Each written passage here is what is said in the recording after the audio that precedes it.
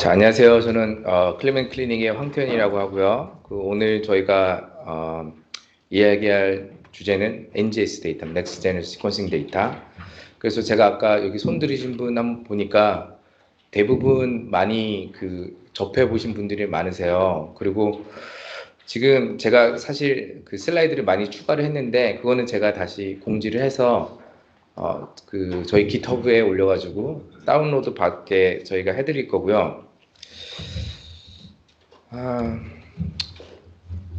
지금 그러면은 지금 제가 넘기고 있는 부분은 다 들어가 있는 거거든요. 제가 안 들어가 있는 부분은 새로 넣은 부분을 한번 볼게요. 오케이. 다시 한번 할게요. DNA 시퀀싱에 대해서 알고 싶다. 손 들어보세요. RNA 시퀀싱에 대해서 알고 싶다. 손 들어보세요. 오케이. 그러면 어쨌든 손 안 드는 사람은 뭐예요? 상관없어요. DNA건 RNA건. 우선은 DNA는 굉장히 스트레이트포워드하니까 제가 RNA에 관해서 먼저 말씀을 드리고요. 그 이후에 제가 다시 DNA로 돌아가서 제가 말씀을 드릴게요. 이제 이 부분은 저희가 이제 클리블랜드 클리닉에서도 저희가 이제 강의를 했던 부분이고요. 제가 사실 오늘 워크숍에서 개인적으로 도움을 드릴 수 있는 부분이 뭐가 있을까 생각을 해봤는데 그 부분은 아마 실험 이제 디자인하고 예를 들면 몇 개의 샘플이 필요한지 아니면 어떻게 이 셋업을 해야 되는지 그리고 어떻게 사실 분석을 해야 되는지 디테일한 뭐 이제 분석 방법들은 저희가 오늘 다 다룰 수 없겠지만 제가 최대한 그 내용을 커버를 할 거고요. 그래서 어쨌든 여기 오신 분들은 대부분 연구를 하시는 분들이니까 제일 궁금하신 분들이 아까 제가 처음 말씀드렸던 것처럼 내가 이런 케이스와 컨트롤 그룹이 있는데 몇 개의 샘플을 시퀀싱을 해야 되는지 그리고 어떻게 이제 분석을 해야 되는지가 가장 궁금한 부분이 있을 텐데 제가 오늘 거기에 대해서 좀 중점적으로 말씀을 드리고 그리고 시간이 허락하면 DNA 시퀀싱 이제 분석에 대해서도 간단하게 제가 말씀드릴게요. 그래서 어제 이건 제 혼자 한 게 아니라 저희 이제 홍찬리 박사님이랑 잔 클라멘스유랑 다 같이 저희가 한 겁니다. 그래서 오늘 제가 말씀드리고 싶은 부분은 우리가 그 실험을 이제 시작할 때 어떻게 내가 그 계획을 하고 그리고 어떠한 데이터를 가지고 내가 이렇게 이제 분석을 해나가야 될지 특히 제일 중요한 게 experimental 디자인이에요. 왜냐면은 사실 RNA 시퀀싱 파이프라인은 그 표준화된 파이프라인들이 굉장히 많습니다. 그래서 사실 이거는 엄격히 말하면 그렇게 중요하진 않고요. 그리고 어쨌든 그리고 이제 저희가 오늘 직접 실습을 하지 못할 거예요. 하지만 여기 지금 저희가 있던 GitHub 링크를 들어가시면요. 저희가 라인 바이 라인별로 이따 쉬는 시간에 한번 다시 한번 보여드릴게요. 그래서 커맨드 라인까지 다 넣어놨어요. 그래서 이걸 보고 이제 따라 하시면 되는 거고. 자, 이제 RNA 시퀀싱을 이제 하기로 했어요. 그러면 RNA 시퀀싱의 목적은 무엇일까요? RNA 시퀀싱의 목적은 어떠한 이제 RNA 트랜스크립의 퀀티피케이션을 이용해서 아니면은 RNA 레벨에서의 특정한 이런 패턴들, 뭐 아이소폼이 됐건 아니면 얼터너티브 스플라이싱이 됐건 것들을 통해서 내가 알고자 하는 어떠한 기전들이나 그런 피노타입들을 우리가 RNA를 가지고 이제 공부를 하는 거죠. 그게 저의 목적이죠. 굉장히 심플해 보이는데 사실상 그 분석을 시작하려고 하면은 그 목적에 따라서 또 해야 되는 일들이 굉장히 틀려집니다. 지금 혹시 슬라이드 북 보고 있으신 분들은 이거 없어요. 제가 이거 오늘 아침에 제가 추가한 거거든요. 그래서 화면을 보시고요. 자, 이제 맨 위에서부터 보면은 가장 중요한 부분이 뭐냐면요. 처음에 어떻게 익스페리멘털 디자인을 할지를 생각을 해야 돼요. 그리고 거기에 따라서 어떠한 시퀀싱 플랫폼을 가져올지를 생각을 해야 되고요. 그리고 제일 중요한 거는 퀄리티 컨트롤입니다. 퀄리티 컨트롤이라는 거는 단순히 시퀀싱 데이터가 나왔을 때 그 후에 그 시퀀싱 데이터의 퀄리티가 아니라 그 샘플을 준비하는데 퀄리티도 굉장히 중요해요. 예를 들면은 최근에 나온 논문 중에 어떤 논문이 있냐면 파마코제노믹스 이제 하신다고 했는데 셀라인을 가지고 이제 커머셜리 이제 어베러블 셀라인들이 있잖아요. 근데 똑같은 셀라인을 가지고 커머셜한 셀라인을 가지고 똑같은 도시지를 가지고 그 스크리닝을 해봐도 그 피노타입이 틀릴 때가 있어요. 그래서 최근에 나온 논문에서 어떻게 해봤냐면 각각의 랩, 다른 그 학교에 있는 랩들에게 똑같은 그 커머셜리 똑같은 HCT 116이면 116 셀라인을 얻었어요. 그리고 나서 자기네 랩에서 똑같이 그 컴파운드 스크린을 해보고요. 그리고 시퀀싱도 그 셀라인은 각각의 소스에서 받은 셀라인들을 시퀀싱을 해봤더니 모든 셀라인들이 다 틀렸어요. 동일한 그 정보를 갖고 있지는 않습니다. 왜 그러냐면 우선 첫 번째가 셀라인 자체도 호모지니어스하지 않았습니다. 그 셀라인 그 자체가 굉장히 헤테로지니어스 하고요. 그리고 이 셀라인을 누가 컬처를 했냐, 어떤 컨디션의 미디어를 이용해서 컬처를 했냐에 따라서도 셀렉티브 그로스 어드밴티지가 다 틀려져요. 그러니까 이런 것들을 시퀀싱이 아니라 그 이전에 먼저 컨트롤을 해놔야 돼요. 예를 들면 가장 중요한 부분이 뭐냐면 제가 셀라인이 있어요. 다시 HCT116이라는 셀라인이 있습니다. 근데 HCT116 셀라인이 RNA 시퀀싱 데이터가 퍼블릭하게 올라가 있어요. 누군가는 그걸 시퀀싱을 한 거겠죠. 그러면은 제 생각으로는 HCT116 셀라인을 가지고 내가 나중에 트랜스크립톰 체인지를 가지고 드로그 리스판스를 어떻게 어떤 지능 스페이션에 의해서 변화가 있느냐를 매저를 할 거면 시퀀싱을 다시 할 필요가 없다고 생각을 하겠죠. 그렇죠? 왜냐면 HCT 셀라인이 이미 그 시퀀싱이 돼 있으니까 여기서부터 틀어지기 시작하는 거예요. 이게 설령 커머셜한 컴퍼니에서 그 셀라인을 사와도요. 아까 말씀드렸듯이 세상에 동일한 셀라인은 없어요. 그 컴포지션이 다 틀립니다. 예를 들면 저희가 이제 논문은 네이처 커뮤니케이션에 낸 논문 중에 하나가 뭐가 있냐면 일례로 EGFR 뮤턴트 싱글 셀을 저희가 셀렉션 했어요. 그러고 나서 저희가 그걸 계속 키웠어요. 분할을 하겠죠. 근데 눈으로 봤을 때 피노타입이 틀려 보이는 셀들을 아이솔레이션을 하고 나머지를 또 아이솔레이션하고 다시 키우고 해서 저희가 그 파퓰레이션들을 다 시퀀싱을 해봤더니 동일한 셀라인, 똑같은 싱글 마더 셀에서 나왔던 EGFR 뮤턴트 셀라인이지만 어떤 파퓰레이션에 EGFR 뮤테이션이 없어졌어요. 가피는 모두 체인지가 되고요. 그래서 설령 동일한 실험실에서 키우는 셀라인도 매번 그 컨디션에 따라서 틀려지고요. 그래서 그 컨트롤을 가장 중요시 해야 되는 게 이 실험하기 전에 그 소스가 되는 그런 것들을 굉장히 잘 컨트롤 해야 됩니다. 그래서 본인이 만약 이게 굉장히 중요한 스크리닝 하는 그런 어떤 실험이 있다면은 그 본인이 갖고 있는 세포주나 아니면 뭐 오가노이드가 됐건 어떤 것 간에 거기서부터 RNA를 익스트랙션을 하고 DNA를 아이솔레이션을 하고 컴파운드를 트리트한 다음에 그 정보를 가지고 내가 이제 코릴레이션의 어떤 마커를 찾아야 되는 거예요. 그게 레슨 넘버 1입니다. 오늘 이거 하나만 배우고 가셔도 굉장히 많은 거 배우신 거예요. 그래서 오늘 만약에 기억을 못 하신다 하더라도 꼭 생각해야 될 게 다른 랩들이 갖고 있는 셀라인의 그 시퀀싱 데이터가 본인이 같은 회사에서 샀다고 하더라도 컨디션이 틀려지기 때문에 동일한 트랜스크립톰 체인지는 아닙니다. 그러니까 그거를 한 가지 생각을 하시고요. 그래서 예를 들면 이제 결정을 해야 돼요. 내가 어떤 실험을 할 거냐. 제가 실험할 거는 A라는 약을 처리를 하고 A라는 약을 처리를 했을 때 반응을 잘하는 셀라인들과 반응을 잘하지 않는 셀라인들의 차이점을 알고 싶다라고 이제 생각을 하는 거예요.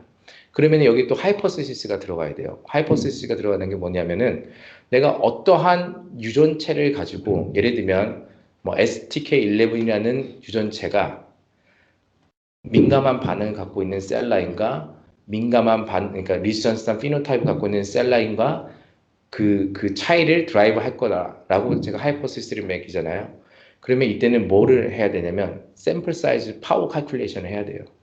왜 그러냐면 데이터가 그러니까 하이포시스가 없이 데이터 드리븐한 그런 실험을 할 거면은 그거는 상관이 없지만 아까 제가 말씀드렸처럼 내가 특정한 그런 시그널을 바탕으로 해서 이런 기전이 이러한 것들을 그 차이점을 만들어낼 거라고 그 데이터 포인트 시작을 하면은 본인이 논문을 쓰기 위해서 그리고 그 실험을 하기 위해서 이런 가정을 해요. 예를 들면 SK11의 폴드 체인지가 리스판더 그룹이랑 난 리스판더 그룹의 투폴드가 차이가 난다. 투폴드가 차이가 난다는 것도 굉장히 서브젝티브한 거죠. 그걸 어떻게 해야 되냐면 똑같아요. 이제 RNA-seq 할 때 저희가 뭐 RPKM이나 뭐 TPM 밸류를 할 건데 로그 레이쇼에서 뭐 앱솔루트한 밸류가 2배가 차이가 난다 그러면 그거를 그 값을 가지고 오기 위해서는 파워 칼큘레이션을 해야 됩니다. 그래서 샘플이 5개, 리스판도 5개, 난 리스판도 5개가 있다는 가정하에 그렇게 만들어 가야 돼요. 이게 왜 중요해지냐면요. 이제 논문의 트렌드가 틀려지고 있어요. 예를 들면 이제 네이처 같은 경우에 네이처가 됐건 네이처 이제 계열 논문이 됐건 한번 이제 가장 최근의 논문을 보세요. 그러면 이제 리뷰들이 다 거기 붙어 있거든요. 크라이테리아가 소프트웨어 버전은 뭘 사용했는지, 파워 칼큘레이션을 했는지. 다시 말하면 내가 이러한 실험을 수행을 할 때 그러한 하이퍼서시스가 있었을 때 그런 파워 칼큘레이션을 하지 않고 단순히 2개의 리스판더 그룹과 그 셀라인과 난 리스판더를 했으면은 리뷰어들이 이걸 리젝을 시키는 거예요. 그래서 이제는 그걸 알아야 됩니다. 이해 가시죠? 자, 지금 2가지를 이야기를 했어요. 첫 번째는 모든 세포주는 똑같지 않다. 그래서 본인이 드러그 스크리닝 할 그 세포주나 아니면 특정한 그런 피노타입 보고 싶으면은 그 세포주가 있으면 그 세포주는 본인이 직접 시퀀싱을 해야 돼요. 자기 실험실에 있는 세포주를 가지고. 그리고 만약에 셀라인이 없어서 그 RNA는 옆 방에 있는 셀라인을 갖고 와서 하고 실험은 우리 방에 있는 걸로 하면 그렇게 하면 안 됩니다. 거기서부터 계속 컨트롤이 이제 차이가 나는 거예요. 미묘한 차이가. 그게 넘버 원이고 두 번째는 본인이 하이퍼서시스 드리븐이면은 아까 말씀드렸듯이 파워 애널리시스 잘해야 돼요. 그래서 그 샘플 사이즈 칼큘레이션 같은 거는 그런 또 툴들이 있어요. RNA-seq 데이터를 이용한 이제 파워 칼큘레이션 이런 거 구글 해보면요. 내가 로그 폴드 체인지가 어떻게 된다고 하면 이렇게 그걸 알려주거든요. 그걸 꼭 하셔야 돼요. 이제는 본인이 그냥 이만저만한 저널에 그냥 논문 내고 싶고 그냥 그러시면 상관없어요. 근데 이제 하이 퀄리티에 있는 저널들은 그걸 꼭 물어봅니다. 그걸 꼭 생각을 하셔야 되고요. 그래서 그 부분에 대해서 생각을 해야 되고요. 근데 만약에 드러그 특정한 컴파운드에 리스판더 그룹이 있고 난 리스판더 그룹이 있었다. 근데 포멀한 하이포테시스가 없어요. 어떠한 기전으로 인해서 이런 것들이 그러니까 이렇게 드라이브가 되는지를 알 수 없다. 그러면은 그때는 파워 칼큘레이션이 샘플 사이즈 칼큘레이션이 필요가 없습니다. 왜냐면 포멀한 하이포테시스가 없기 때문에요. 그래서 이런 것들을 이제 잘 알고 계셔야 돼요. 그 실험을 시작하기 전에. 왜냐면 실험 어렵게 해놓고 나서 나중에 그런 부분에서 그게 크리틱이 와가지고 논문이 출급판이 안 되는 경우가 많이 있기 때문에 그런 부분도 조심하셔야 되고요. 그리고 자 이제 그러면은 제가 하이퍼세시가 있고 없고를 또 결정을 했어요. 근데 이제 제가 하이퍼세시를 아이스폼 체인지라고 생각을 해보세요.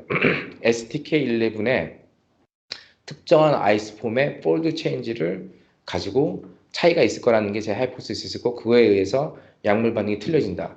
그러면 이제는 어떤 걸 또 생각해야 되냐면 시퀀싱 그 테크놀로지를 생각을 해봐야 돼요. 예를 들면 우리가 지금 사용하고 있는 일루미나 시퀀싱은 그 김상훈 교수님이 말씀하신 것처럼 다 그 숏 리드예요. 그렇죠? 그 RNA를 cDNA로 컨버전을 한 다음에 프로그먼트를 만들어서 저희가 뭐 150 베이스 페어 이렇게 만들었는데 아이스폰 같은 경우에는 사실 가장 아이디어한 방법은 롱리드 시퀀싱, 팩바이오나 나노포 같은 걸 가지고 디렉트 RNA 시퀀싱이나 아이스폼 시퀀싱을 해서 정확한 그 아이스폼의 퀀티피케이션 하는 게 중요한데 만약에 본인의 그런 그 아이스폼을 이용한 이런 바이오마커가 본인의 목적이라면 일루미나도 가능은 해요. 하지만 일루미나는 그런 아이스폼 같은 거를 인퍼런스를 해야 되는 거고 아까 말씀드렸던 나노포나 팩바이오 같은 경우는 디렉틀리 아이스폼을 본인이 이제 매저를 할 수가 있습니다. 그래서 그런 것들을 또 생각을 해야 돼요. 그리고 아까 어제 제가 알기로는 또 식물을 하시는 분도 있었는데 또 한 가지 생각해야 될 점이 뭐냐면 그렇다면 내가 공부하고자 하는 스피시즈가 레퍼런스 지놈이 있느냐를 또 생각을 해봐야 돼요. 예를 들면 뭐 아라비도시스 같은 경우에는 레퍼런스 지놈이 있지만 제가 예를 들어서 뭐 한국형 찰옥수수를 제가 이제 공부를 하는 거예요. 그러면 한국형 찰옥수수에 레퍼런스 지놈이 없으면 시퀀싱이라는 테크놀로지가 김상훈 교수님이 그때 커버했죠. 레퍼런스 지놈에다가 결국엔 이 리드를 얼라인하는데 이 레퍼런스 자체가 없잖아요. 그러면은 뭘 해야 되냐면 레퍼런스 없이 진을 퀀티피케이션 하는 거를 생각을 해야 돼요. 그러려면은 롱리드가 필요합니다. 예를 들면은 똑같이 뭐 75 베이스 페어로 우리가 시퀀싱을 할 수 있고 100 베이스 페어가 있고 150 베이스 페어가 있으면은 제일 가장 긴 리드를 해야 돼요. 왜냐면 나중에 디노브 어셈블리를 이용해서 어셈블리를 하고 레퍼런스 진영을 만들어야 되기 때문에. 그래서 이러한 것들을 굉장히 많이 생각을 해야 되고 또 스피시즈마다 또 틀린 부분들이 있어요. 예를 들면 내가 관심 있는 유전자에 특정한 엑손이 있어요. 다시 제가 이제 메이크업 하는 거지만 특정한 엑손이 특정한 질환을 일으킨다. 근데 그 엑손이 GC 컨텐츠가 굉장히 많은 거예요. 그러면은 여기서 또 다르게 또 생각을 해야 됩니다. GC 컨텐츠가 많으면은 이 하이브리드 캡처 킷이나 아니면 시퀀싱에서 잘 시퀀싱이 안 돼요. 그 부분의 영역이. 그래서 이걸 또 인리치할 수 있는 그런 부분들이 있어야 되는 거예요. 그래서 단순히 내가 시퀀싱을 한다는 게 RNA를 아이솔레이션해서 하이식 엑스텐이나 노바식으로 이렇게 만드는 게 아닙니다. 본인이 직접적으로 그런 부분에 대해서 다 계획이 있어야 돼요. 그게 가장 중요한 겁니다. 그래서 말씀드리지만 뒷부분에 말씀드릴 것들은 그렇게 중요하지 않아요. 이런 부분이 제일 중요한 거예요. 왜냐면 이 첫 단추가 잘못 끼워지면은 본인의 노력과 시간들이 수포로 돌아가는 경우가 굉장히 많기 때문에 이 부분은 굉장히 잘 컨트롤을 하셔야 되고요. 그러고 나서 이제 우리가 생각을 해야 되죠. 자, 내가 뭘 할 건지. 예를 들면 디퍼런셜 익스프레션 어널리시스를 하고 싶어요. 왜냐면 나의 하이포테시스는 케이스와 컨트롤 그룹이 있었을 때 디퍼런셜리 익스프레스 된 진들이 있을 거라고 생각을 하는 거예요.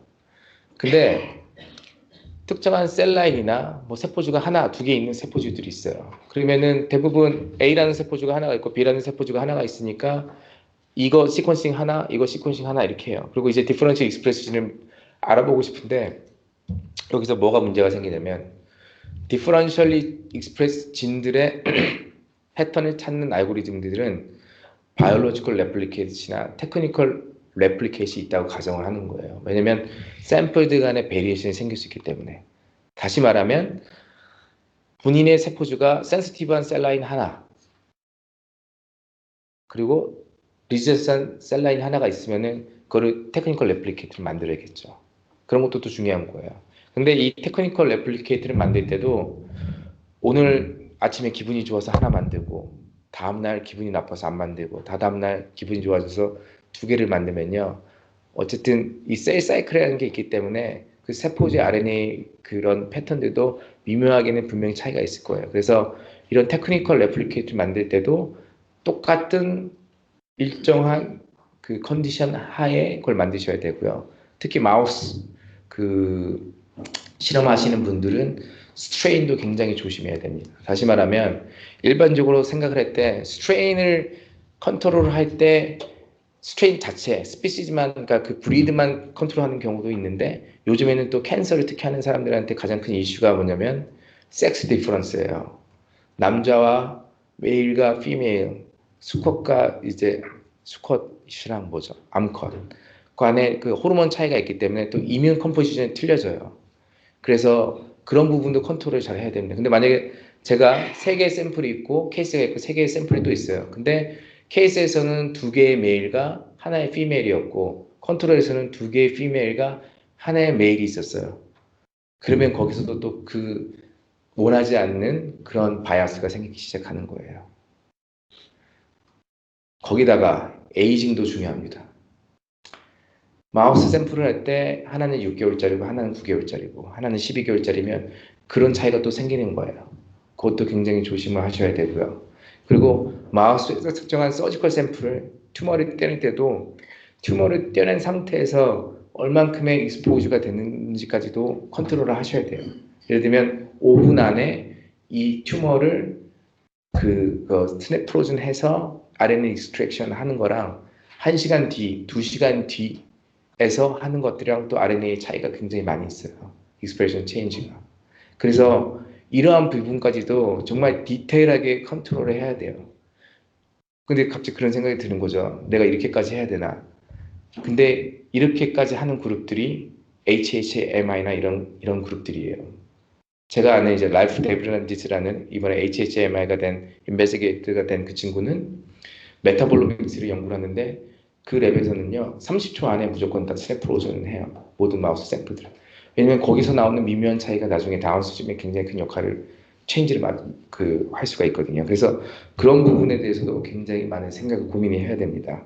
그리고 어떠한 트랜스크립션 프로파일링 할 때도 또 많은 게 본인의 목적이 새로운 진을 디스커버리를 하는 거다. 예를 들면 오노테이션이 잘 돼 있지 않은 난 롱커링 RNA나 새로운 나부란 진을 한다고 하면은 뭘 생각해야 되냐면 스루풋을 생각을 해야 되는 거예요. 스루풋이라는 거는 얼마만큼의 데이터의 양을 뽑아내는지도 또 생각을 해야 됩니다.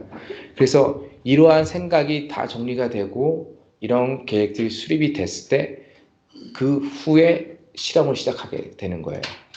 그러고 나서 많은 이슈들이 또 생기겠죠. 하지만 이 부분들은 전혀 본인의 그런 리소스의 웨이스트가 없이 할 수 있는 부분이기 때문에 이런 부분들을 잘 생각을 해서 해야 되는 게 가장 중요한 일이고요. 그래서 원래는 저희가 이거를 이제 이틀 동안 커버를 하려고 했었어요. 데이 1은 얼라이먼트하고 데이 2는 이제 디퍼런셜 익스프레션 어널리시스 하려고 했는데 어쨌든 저희가 계획했던 것만큼 시간이 저희가 주어지지가 않아서 이 부분은 어쨌든 할 수는 없겠고요.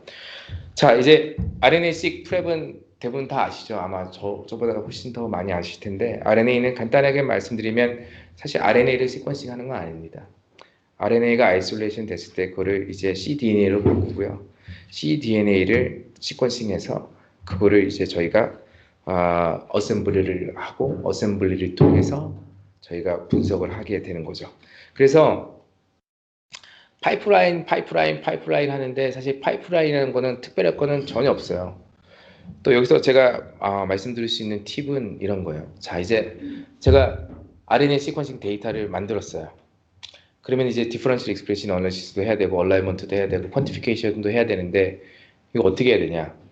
왜냐면 너무 많은 툴들이 있잖아요. 이것도 제가 말씀드리겠지만 가장 좋은 방법은요. 그냥 자기가 생각하기에 가장 좋다는 논문에 나온 그 방법대로만 하면 됩니다. 그러면 옆에서 또 이런 얘기가 나와요. PI나 자기 동료들이 이 논문을 보니까 다른 얼라이너를 썼는데 그걸 써야 되는 게 맞지 않을까? 그럼 들어보면 그것도 맞는 것 같아요. 근데 그렇게 생각하실 필요 없어요. 본인이 픽앤추즈 하면 됩니다. 왜냐면 리뷰어의 입장에서 다시 말씀드리면은 얼라이너를 A라는 걸 썼다고 해서 B라는 걸 썼다고 해서 이게 좋지 않은 데이터라고 얘기하지 않아요. 그거 가지고 크리틱하지 않습니다. 다만 그게 리프로듀서블 하냐가 가장 크리틱한 거예요. 그리고 내가 이 실험들을 분석을 하는데 예를 들면 어떠한 컨디션에 의해서 데이터가 만들어졌을 때 예를 들면 6개월 후에 이게 다시 데이터가 생성이 됐어요. 그랬을 때 이 소프트웨어 자체도 버전이 업그레이드가 되는 경우가 있거든요. 그러면 그 미묘한 차이가 또 다른 또 차이점을 만들 수가 있어요. 그래서 똑같은 버전에 똑같은 어노테이션 툴에 똑같은 레퍼런스 지능 버전을 이용해서 하는 게 굉장히 중요하고요. 그래서 일반적인 RNA-seq 그 파이프라인은 저희가 시퀀싱을 데이터를 하면 퀄리티 컨트롤을 해야 되죠. 항상 퀄리티 자체가 좋은지를 보고 얼라이먼트를 해요. 그래서 얼라이먼트의 또 그 퀄리티를 보고 이 샘플이 굉장히 좋은 샘플인지 안 좋은 샘플인지도 또 이제 결정을 해야 됩니다. 다시 말하면 언맵드된 리드가 일반적으로 20%에서 30% 이상 된다 그러면은 그거는 괜찮은 거고요. 하지만 40%, 50% 이상 된다 그러면은 또 그게 문제가 있는 거예요. 근데 꼭 이런 공식이 모든 데이터에 적용되냐 또 그렇지 않습니다. RNA 시퀀싱을 할 때 일반적으로 두 가지의 프로토콜이 있어요. 하나는 라이보점 디플리션이고요. 하나는 3'씩입니다. 라이보점 디플리션은 뭐냐면요. mRNA를 만들어 놓고 라이보점을 쏙 빼가는 거예요. 그러고 나서 RNA 시퀀싱을 하는 거고 3'은 뭐냐면요. 3' 폴리 A를 저희가 캡처를 해서 그거를 잡아당긴 다음에 그거를 cDNA로 컨버전을 해서 하는 거예요. 그래서 일반적으로 토탈 RNA-seq 라이보점 디플리션 하나 하면요. 시퀀싱을 해서 얼라이먼트를 해보면 인트란 리전에 굉장히 많이 매핑이 되는 경우가 많이 있어요. 하지만 3'씩 같은 경우, 폴리 A-seq 같은 경우에는 어쨌든 폴리 A를 저희가 풀링을 해서 시퀀싱을 했기 때문에 대부분 엑손이나 알려진 진 레벨의 얼라인이 많이 되는 경우가 있죠. 그래서 폴리 A-seq 같은 경우에 일반적으로 매핑 레이트가 더 좋고요. 하지만 폴리 A-seq의 단점은 아까 말씀드렸던 특정한 뭐 나부란 뭐 이런 뭐 진들이나 특정한 뭐 유전체들을 찾는 데는 어쨌든 폴리 A라는 거에 초점이 맞춰져 있기 때문에 리미테이션이 있고, 토탈 RNA-seq은 그런 바이어스가 없이 좀 더 컴프리헨시브하게 볼 수 있지만, 아까 말씀드렸던 동일한 그 데이터 사이즈 안에서는 토탈 RNA-seq 자체가 다른 곳에 많이 그 얼라인이 되기 때문에 그 특정한 유전자의 진의 익스프레션을 볼 때는 아마 그 부분이 더 얼라인드 리드가 적을 수도 있어요. 이런 것도 또 고려를 하셔야 됩니다. 특히 FFP를 가지고 그리고 RNA, RIM 밸류가 퀄리티가 굉장히 떨어지는 경우에는 절대 토탈 RNA-seq을 하시면 안 돼요. 왜냐면 RNA 퀄리티가 굉장히 낮기 때문에 굉장히 안 좋은 디그레이드된 RNA가 맞는 수도 있고, 그렇게 되면은 나중에 다운스트림 어널리시스 할 때 설령 본인이 굉장히 많은 스루풋의 뭐 100기가의 데이터를 만들었다 하더라도 실제로 트랜스크립톰에 얼라인 되는 경우는 채 20%도 안 되는 경우도 있습니다. 그래서 FFP나 이런 좀 그 RNA 퀄리티가 좋지 않은 것들은요, 요즘에 어떤 걸 많이 이용하냐면 캡처킷을 이용해요. 엑솜 시퀀싱 하듯이 알려진 그런 진들의 프로브를 저희가 만들어서 PCR로 캡처를 하고 풀링을 한 상태에서 그 부분만 이제 그 시퀀싱을 하게 돼 있어요. 그래서 여기서 또 하나의 팁이 있습니다.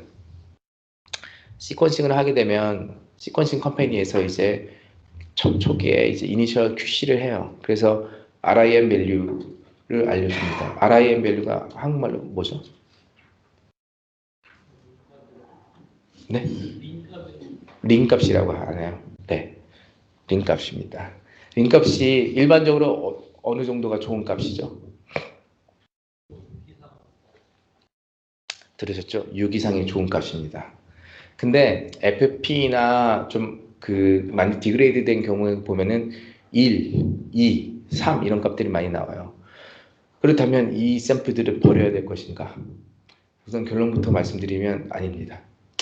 RIN 값이 링 값이 꼭 낮다고 해서 그 시퀀싱의 데이터가 퀄리티가 꼭 낮진 않아요. 특히 캡처킷을 이용하는 경우에는요, 링 값이 2가 됐건 1이 됐건 저희는 무조건 시퀀싱을 해요. 그 대신 그 샘플은요, 멀티플렉싱을 해서 우선 한 레인에다 여러 샘플로 넣어놓고, 예를 들면 뭐 10기가, 뭐 5기가 정도의 굉장히 로우 스프를 우선 먼저 만들어내요. 그러고 나서 저희가 얼라이먼트를 해보고 매핑 레이트가 60% 70% 이상 된다 그러면 다시 그 고에드 시그널을 줘서 시퀀싱 컴퍼니에서 다른 레인에다가 나머지 시퀀싱을 하게 됩니다. 그래서 오늘 또 하나 알아두셔야 될 게, 꼭 링 값이 낮다고 해서 그 샘플을 버려야 하는 건 아니다. 그 대신 그런 경우에는 캡처킷을 이용하는 이제 RNA 액세스라고 이제 저희가 예전에 많이 썼는데 지금 아마 또 다른 데서 많이 나왔을 거예요. 그런 키트를 사용해서 하시고, 그 대신 로스 풋을 먼저 해본 다음에 그 로스 풋을 가지고 얼라이먼트를 해보고, 만약에 얼라이먼트 했는데 매핑 레이트가 좋지 않았다 그러면 그건 결국엔 버려야 되는 샘플이죠. 하지만 로우 스루풋에 시퀀싱 하는 경우에는 뭐 적게는 50불, 100불밖에 소요되지 않기 때문에 충분히 트라이할 가치가 있습니다. 자, 그 이후에 뭘 해야 될까요? 이제 얼라이먼트를 했으면 이제 퀀티피케이션을 해야겠죠. 근데 진 레벨에서 할지, 아이소폼 레벨에서 할지, 아니면 뭐 퓨전의 딕체션을 할지 이런 것들을 해봐야 되고요. 그러고 나서 이거 이제 스텝 10부터 100이에요. 여기서는 1, 2, 3, 10인데 이제 여기 결국에는 이걸 누가 더 잘하냐가 큰 이제 이슈가 되는 거예요. 그래서 우리가 방금 시간에 배웠던 이런 머신러닝 기법을 통해서 티스니를 이용하거나 어떠한 특정한 이런 방법을 이용해서 클러스링을 하거나 아니면 그 피처 셀렉션 할 수 있는, 이게 결국에는 그 차이를 만드는 겁니다. 그래서 이게 가장 중요하고요. 자, 여기까지 질문 있으신 분? 제가 목이 너무 안 좋아가지고 오늘 제가 마이크 안 하고 하거든요. 근데 지금 좀 양해를 부탁드립니다. 그러면 이제 RNA-seq을 하려면은 얼라이먼트 너무 많잖아요. 제가 말씀드렸듯이 사실 지금 한 50개 이상 될 겁니다. 그럼 뭘 해야 되냐? 그래서 정답은요, 내 분야에 가장 좋은 저널을 썼던 애들이 하는 그 툴을 쓰면 되는 거예요. 그럼 고민하실 필요도 없어요. 그리고 요즘 모든 저널들은요, 그 소프트웨어 버전과 그리고 코레스펀딩 어서나 아니면은 그 제일 저자들이나에게 연락을 하면은 자기네가 썼던 스크립트까지 다 줘요. 이거는 사실 그 굉장히, 왜냐면 리프로듀서빌리티가 가장 큰 이슈이기 때문에 이거를 만약에 그 코레스펀딩 어서나 펄스 어서가 이게 우리 노하우다라고 안 주면은요, 에디터한테 연락하면 됩니다. 에디터한테 연락해서 내가 이 그 데이터를 다운로드 받았는데 내가 리프로듀스 할 수 없다 라고 얘기하면은 에디터가 그 코레스폰딩 어스나 펄스 어스는 주게 돼 있어요. 그래서 이런 시퀀싱 자체의 파이프라인은 다시 말씀드리지만 이거는 그렇게 노하우라고 할 수는 없어요. 근데 아까 말씀드렸듯이 데이터의 퀄리티가 나쁘거나 컨테모네이션이 됐거나 아니면 그 안에서 뭐 새로운 시그널을 찾을 때 그런 부분들은 뭐 그들만의 노하우가 있을 수 있겠지만 이런 부분 생각 안 하셔도 되고요. 일반적으로 가장 많이 쓰는 게 스타가 많이 쓰고요.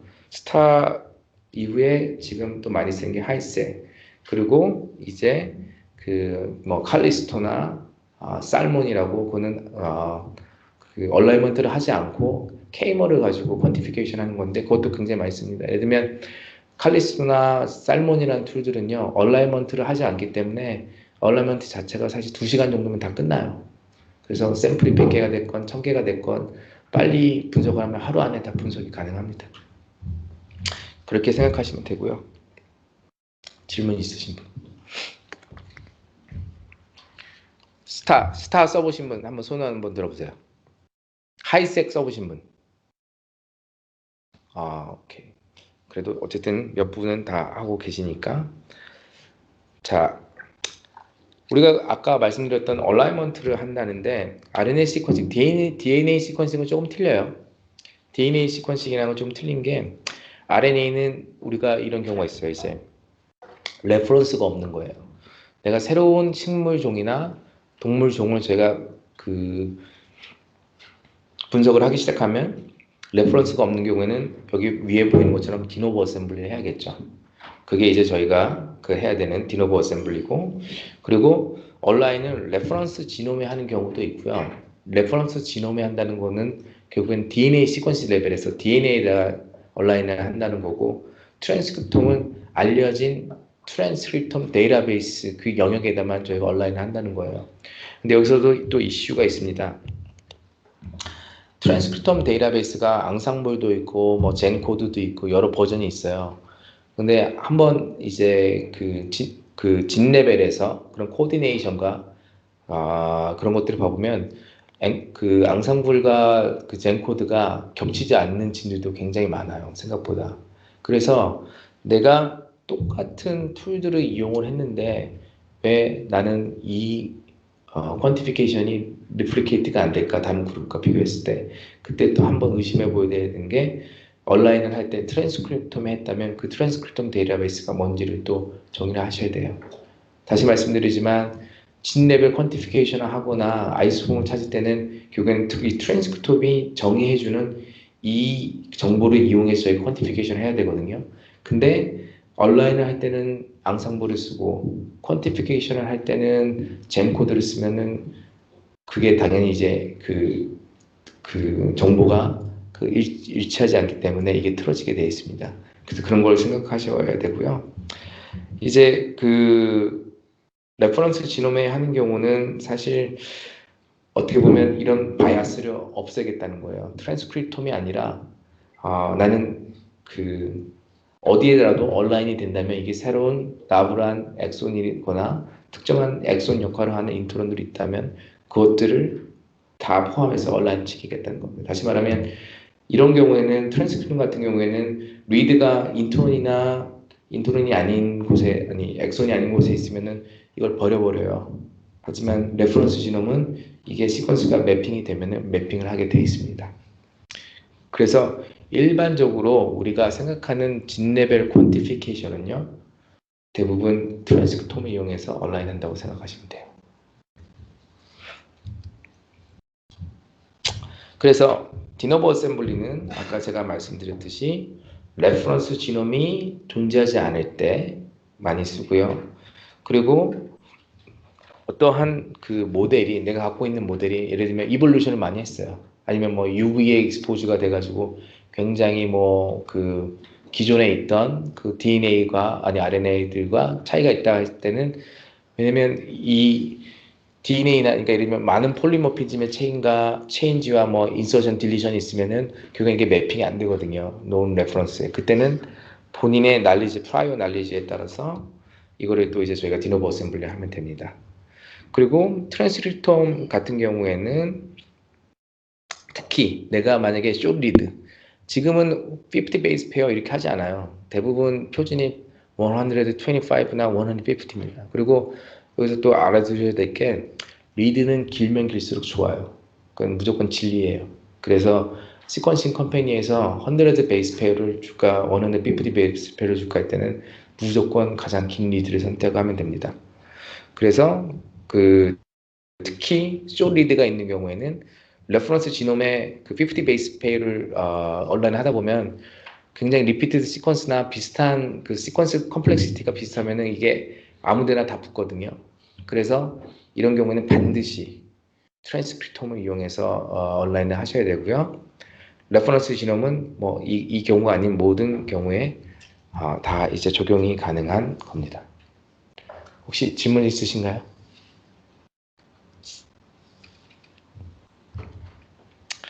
자, 그러면은 우리가 아까 말씀드렸던 그 RNA 시퀀싱의 얼라이먼트를 다시 좀 더 자세하게 살펴보면은 결국에는 mRNA는 아까 저희가 했던 게 cDNA로 컨버전을 해서 저희가 이제 매핑을 하기 때문에 저희가 어섬션 하는 거는 엑선 A와 B와 C가 하나의 아이소폼을 이룬다고 하면은 리드들이 A와 B와 C에서 나온다고 생각을 하고 이제 이 트랜스크립톤 데이터베이스에서 이 엑선에다만 하는 거고요. 지놈 같은 경우에는 중간에 갭을 인정을 하는 거예요. 그래서 예를 들면 포지션 오브 더 리드가 여기서부터 여기가 시퀀싱이 되고 여기가 시퀀싱이 됐을 때 이 중간에 리드에 갭이 생길 수가 있어요. 근데 이 갭은 인위적인 갭이 아니라 그 엑손이 바운더리가 여기 있고 어드제이센트한 엑손의 바운더리가 여기 지금 생기는 겁니다. 그래서 이런 것들을 어웨어할 수 있는 얼라이너를 가지고 레퍼런스 지놈에 저희가 매핑을 하게 되는 겁니다. 자, 이제 우리가 어떠한 얼라이먼트 툴들을 쓸 건지도 한번 생각을 해봤지만 더 이제 또 생각해봐야 될 게 이제 싱글 엔드 시퀀싱을 할 거냐 페어 엔드 시퀀싱을 할 거냐를 또 생각을 해봐야 돼요. 예전에 그 5년 전, 10년 전만 해도 싱글 엔드와 페어 엔드의 가격 차이가 꽤 많이 났어요. 근데 지금은 싱글 엔드를 하지 않습니다. 그리고 이제 칩식 하시는 분, 손 내려보세요. 칩식 싱글핸드로 해요? 페어핸드로 해요? 페어드. 예, 왜냐면은 싱글핸드 찾기가 요즘에 더 힘들어요. 그래서 칩식도 원래는 싱글핸드 하시는 분들 많이 있는데 무조건 페어핸드만 생각하시면 돼요. 그래서 내가 시퀀싱을 할 옵션이 있으면 DNA 시퀀싱이 됐건 RNA 시퀀싱이 됐건 무조건 페어핸드 시퀀싱. 그리고 리드 랭스는 가장 긴 걸로 선택을 하시면 됩니다. 자, 그러면은 아까 말씀드렸듯이 리드랭스는 제일 긴 거 무조건 생각하시면 된다고 했죠. 근데 생각해야 될 게 만약에 마이식 같은 경우에는 일루미나에서 나오는 마이식 같은 경우 스루풋이 작지만 리드랭스가 150 정도 돼요. 그리고 200까지도 갈 수도 있고. 근데 스루풋이 낮아요. 다시 말하면 이 기계에서 나오는 이 데이터 용량이 굉장히 좀 작습니다. 뭐 하이식 X나 뭐 X10이나 노바식보다는 하이식 X10이나 노바식은 150, 150 베이스 페어가 아마 표준일 거예요. 그리고 하이식 같은 경우에는 뭐 125, 100이 되는데, 근데 만약에 본인이 원하고자 하는 게 특정한 아이소폼을 퀀티피케이션 한다. 그러면은 스루풋을 조금 희생하더라도 150 베이스 페어가 125나 100보다 100 베이스 페어보다는 월등히 더 그 가치가 더 있습니다. 그래서 그런 것도 한번 생각을 하셔야 되고요. 그리고 또 아셔야 될 게 뭐냐면 내가 그 시퀀싱 하고자 하는 이 모델 오거니즘에 그 엑솜이나 이런 지놈의 양이 얼마나 되는지도 알고 있어야 돼요. 예를 들면은 사람의 뭐 엑솜은 저희가 뭐 70 밀리언 베이스 페어 정도 된다고 생각하는데 훨씬 이제 그 큰 그 엑손들을 갖고 있는 스피시즈가 있으면은 거기에 그러니까 상응하게 더 많은 데이터를 만들어내야겠죠. 왜냐면 정해진 데이터가 똑같이 분산돼서 온라인이 되는 거기 때문에 그런 것도 생각을 하고요. DNA 시퀀싱에서는 뎁스를 칼큘레이션 할 수가 있지만 RNA에서는 뎁스를 칼큘레이션 하는 거는 사실 불가능해요. 왜 그러냐면 정량적인 이런 DNA 같은 경우에는 똑같이 이분리 디스트리뷰트가 돼서 시퀀싱이 된다고 하면은 우리가 우리의 그 엑솜 시퀀싱의 그 데이터의 양이 어느 정도인지를 알고 있으면은 거기에 상응한 양만큼의 데이터를 이제 제너레이션 하면 되는데 RNA-seq 같은 경우에는 특정한 유전자가 익스프레션이 많이 돼 있으면은 어쨌든 그쪽으로 바이어스가 돼 있는 거예요. 그래서 이렇게 쉽게 단순히 그 수학적으로 우리가 계산하기엔 굉장히 힘듭니다. 자, 이제 어떻게 또 생각을 해야 되냐면 아까 제가 처음에 말씀드렸듯이 내가 하고자 하는 그런 것들이 무엇인지를 다시 한번 생각을 해봐야 돼요. 내가 원하고자 하는 게 아이소폼인지 아이소폼 디퍼런셜 익스프레스 진 어널리시스인지 아니면은 non-coding RNA인지 아니면 마이크로 RNA인지 아니면은 특정한 트랜스크립을 레어한 것들을 찾아내려고 하는지에 따라서 그리고 만약에 RNA 베리언트를 찾고자 하는지 그거에 따라서 본인이 그러니까 디자인해야 되는 그런 리드 랭스나 스루프의 차이가 굉장히 크게 나는 거예요. 예를 들면 내가 원하는 거는 레어 트랜스크립 같은 경우가 필요하다고 그러면은 굉장히 스루프이 굉장히 많아야겠죠.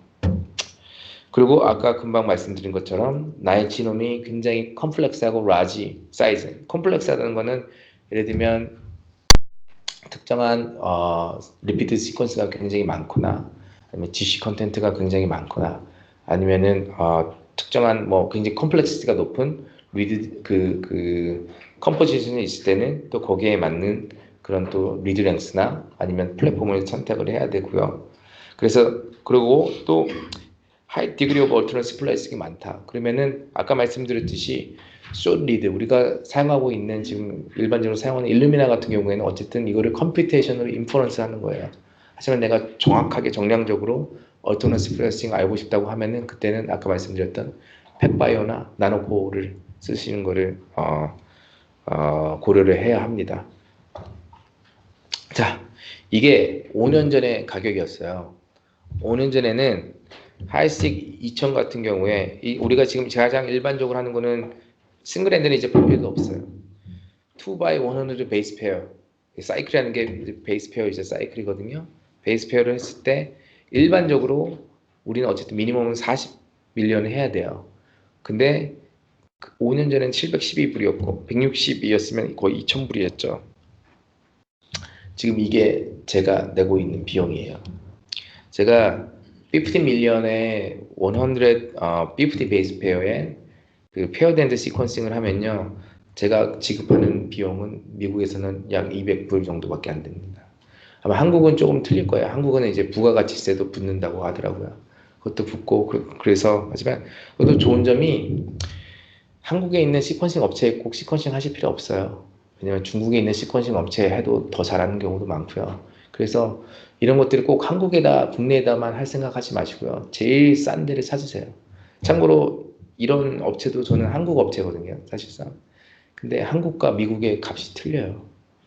그래서 이 비용 자체가 사실 만약에 100개, 200개를 하게 되면 굉장히 큰 차이가 나거든요. 그랬을 때는 굳이 국내에서 시퀀싱 하실 필요가 없습니다. 그리고 아웃소싱을 하게 되면 인터널한 이런 이제 코어를 학교 내에 있는 코어를 사용하지 않는 경우에는 대부분 머니백 개런티를 해줘요. 자기네 시퀀싱 퀄리티가 나쁘면은 돈은 내지 않아도 상관없습니다. 그렇기 때문에 이런 것들이 전혀 두려워하지 마십시오. 특히 달러가 약세입니다. 자, 그러면 이제 우리가 뭘 해야 될까요? 항상 해야 되는 거는 아까 제가 말씀드렸듯이 무조건 페어드 엔드 해야 돼요. 누가 싱글 엔드라고 하라고 한다 그러면 그건 절대 그걸 하면 안 되고요. 항상 긴 리드가 가장 중요합니다. 100 베이스 페어, 150 베이스 페어가 있으면 무조건 150 베이스 페어를 해야 되고요. 그리고 미니멈 15밀리언 리드는 하셔야 돼요. 근데 15밀리언 리드를 한다고 했을 때 제가 하는 것도 아까 얘기했듯이 이거는 폴리에이식을 기준으로 한 겁니다. 폴리에이식을 한다는 거는 엑손의 이제 그런 놓은 진 트랜스크립에 얼라인될 확률이 더 큰 거예요. 토tal RNA-식을 하면요, 더 많이 하셔야 돼요. 왜냐면 아까 말씀드렸듯이 인트론이나 다른 곳에 이렇게 붙는 경우가 굉장히 많이 있기 때문에. 그리고 어떨 때 보면은 막 160 밀리언 리드를 해도 100 밀리언이 라이보점에 붙어 있는 경우도 있어요. 정말로. 왜냐면 그 디플리션 자체가 잘 안 됐기 때문에. 그래서 미니멈, 특히 클리니컬 샘플을 하시는 분들은 티슈에서는 미니멈 50 밀리언이에요.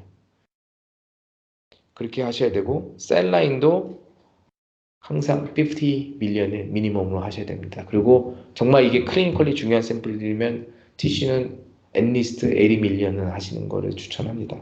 왜 그러냐면 그 캔서 같은 경우, 암 같은 경우에는 그 노멀 컨테미네이션이 굉장히 많잖아요. 그래서 나중에 그거를 또 버려야 되는 부분이 있어요. 그래서 그런 것들을 다 고려하시면은 충분히 많이 해야 되고, 그리고 자, 이제 또 제일 중요한 것 중에 하나, PI의 입장에서, 교수의 입장에서는 바이올로지컬 레플리케이트를 원하지 않아요. 테크니컬 레플리케이트도 원하지 않습니다. 왜냐면 본인의 샘플은 제일 좋은 샘플이거든요. 하지만 P-밸류를 얻기 위해서는 바이올로지컬 레플리케이트가 필수예요. 왜냐면 컴퓨테이셔널 메소드가요, 그 바이올로지컬 레플리케이트가 없으면 P-밸류를 주지 않습니다. 그래서 본인이 능력이 있으면은 케이스 앤 컨트롤 할 때 하나하나 해도 돼요. 그리고 어떻게든 방법으로 P-밸류를 만들어내면 되죠. 하지만 본인 인생을 정말 쉽게 하고 싶다 그러면은 바이올로지컬 레플리케이트 꼭 하셔야 된다고 생각합니다. 예를 들면 칩식 같은 경우에도 뭐 엔코더도 그렇고 걔네들 바이올로지컬 레플리케이트 거의 안 했어요. 그리고 이게 셀라인인데 왜 테크니컬 레플리케이트 해야 되냐, 이게 DNA인데. 하지만 본인의 인생을 더 쉽게 하기 위해서는 꼭 그걸 하셔야 됩니다. 왜냐면 아까 말씀드렸듯이 이런 것들은 사실 200불, 300불밖에 안 해요. 근데 이게 있음으로써 내가 좀 더 컨피던트한 데이터를 얻을 수가 있는 거예요. 제가 P-밸류를 자꾸 말씀드리는 이유는, 저는 컴퓨터 사이언스에서 왔기 때문에 제가 첫 논문 쓸 때 바이오인포메틱스라는 저널의 논문을 썼는데, 저희는 이제 아까 박선호 박사가 얘기한 것처럼 컨벡스 오티마이제이션이고 뭐 글로벌 솔루션을 우리가 제공한다고 해서 딱 했는데, 제 코멘트가 그거였어요. P-밸류가 어디니에요.